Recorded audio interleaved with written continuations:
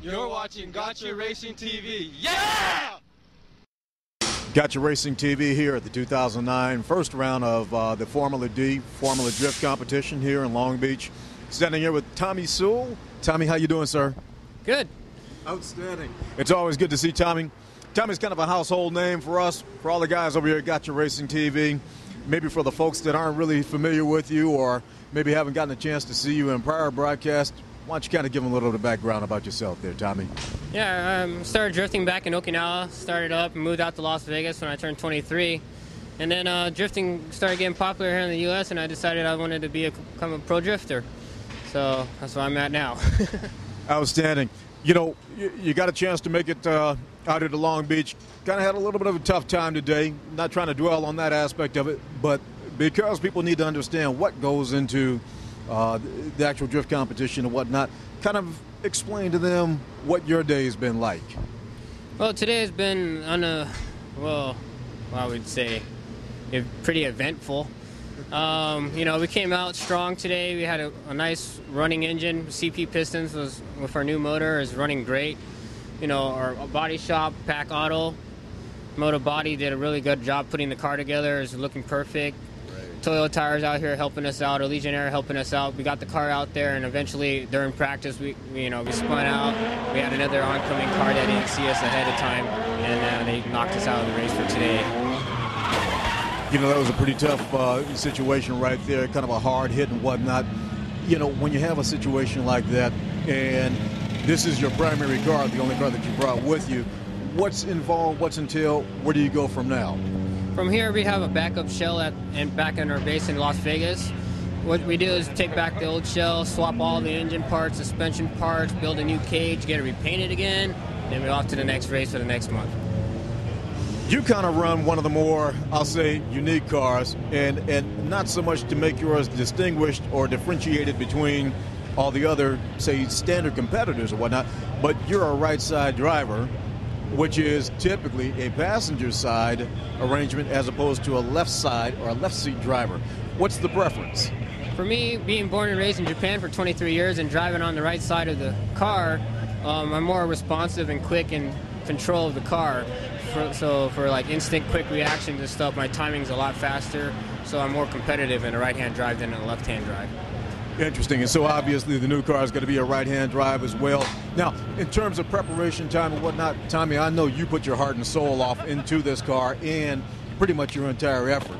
I'll say it totally with respect, you're somewhat more of an independent racer, I would think. I know you have some backing and whatnot. What's this kind of setback, how does it affect you? Yeah, I mean, a lot of it still comes out of my own pocket, my own personal pocket, and kind of hard on the family a little bit at times, but, you know, they support me, and we move through, and my friends and the whole community in Las Vegas is there to support me and back me up, and we're just there to make our show and prove our point that we can play with the big dogs. That's right. The next event, which is going to be round 2, comes up, if I recall right, I think that's going to be a month from now in May. That'll be in Georgia, Atlanta, Georgia. Will you have enough time to get the car prepared? Definitely. We'll have the car done in about 2 weeks. About 2 week turnaround, you'll be able to take all the suspension and whatnot, switch that over, you'll get it well suited basically for your balance and your feel. So everything is going to be good to go then. Yeah, we'll be back up and running. It should be back on the ball. Outstanding. Now, tell us about the guys and the crews and the people and the help that you do have and whatnot. Kind of give the viewers a feel of what type of support you do have even at this level before you get up to, say, the upper echelon. What do you have for backup?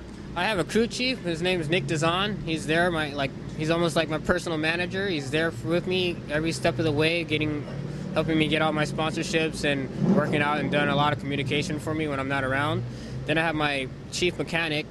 He's 100% on the car. Any adjustments I need, he's there to do it, tune it, adjust it, tire pressures. He's there to record it. Then I have my engine builder. His name's Frank, and he does an awesome job of building these motors. And of course, body support, you know, Pack Auto Body, Pack and Auto Body. They do an awesome job fixing damaged cars like mine, get them fixed up and paint and body, so they're awesome. Outstanding. 2009 Formula D, they've got a few changes and whatnot in I don't want to say the rules, but more so how they're approaching their events and whatnot. The biggest change that I noticed this year versus last year, the big talk this year, top 32 rather than top 16. From a driver's perspective, what's your take on it? What do you feel about that? I think it's totally awesome, top 32s. It gives the underdogs a lot more of a chance to actually get there and compete head-to-head now. Before, when only top 16 were allowed, you can only go head-to-head, but the underdogs just barely make the cut to top 16 and barely get that chance to get the head-to-head competition. Now with the head-to-head competition, anything goes. So, you know, an underdog can get lucky and pull it off and make it all the way to the top. You never know. That's right. So. That's right. Well, I'll tell you what, we totally appreciate the opportunity to get a chance to come and talk to you. On a personal level, I'm extremely happy to see that you did make it out of that crash. That was kind of a little scary mishap and whatnot. And, of course, you know, you're near and dear to guys over here Gotcha Racing because we followed you. Yes. So I'm going to say we're glad to see that you're all right and everything's good to go.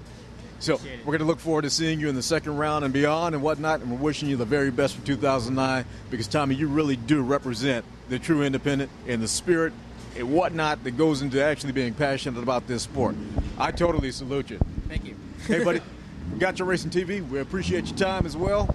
I want to tell you, this is Rick Roberts, Tommy Sewell. Watch for him. He's going to be back with a new car, rebuilt, ready to go. Ready to get out there and kick over the block.